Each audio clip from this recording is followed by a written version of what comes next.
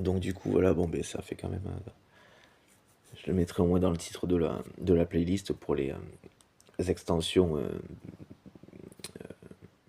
globales, quoi, étant les aboutissants, grosso modo.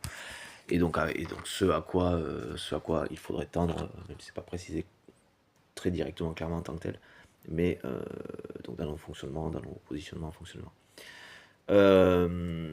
Et donc cet aspect, histoire de boucler la boucle, donc des Wikileaks par exemple, est un gain pour les États-Unis dans le sens où ça leur permet de se repositionner de manière en étant clair et donc cela va de soi, en arrêtant effectivement des façons, certains types de renseignements, une certaine façon de procéder une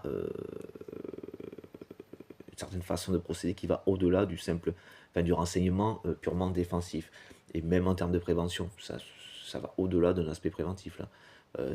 C'est plus dans un truc qui relève presque de l'attaque en fait, ou d'un contexte d'attaque, de guerre en fait, qui n'a pas lieu d'être quand ce n'est pas le cas.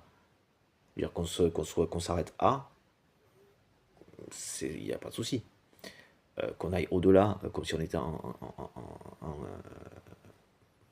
relation de conflit, de guerre militaire, ça met dans cette relation-là, en fait. Là. C'est à quel moment on est. Ça s'appelle pas être allié, ça. Voilà.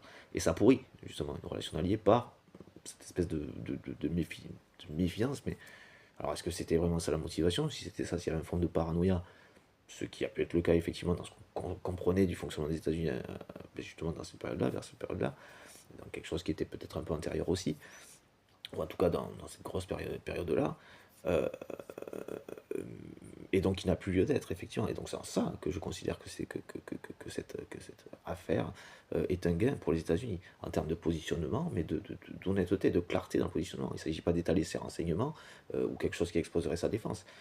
Mais de ce que j'ai en tête, ça n'exposait pas votre défense. Ça exposait juste des faits qui allaient au-delà, et qui relevaient plus de l'attaque, en fait, presque.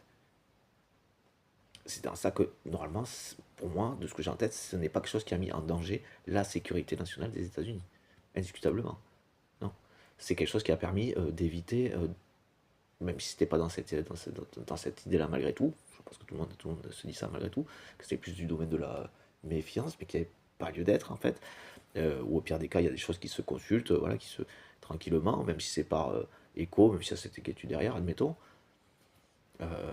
Voilà, mais en fait, le fait même de dire que bon, qu'il pourrait y avoir une inquiétude n'est pas un problème en fait.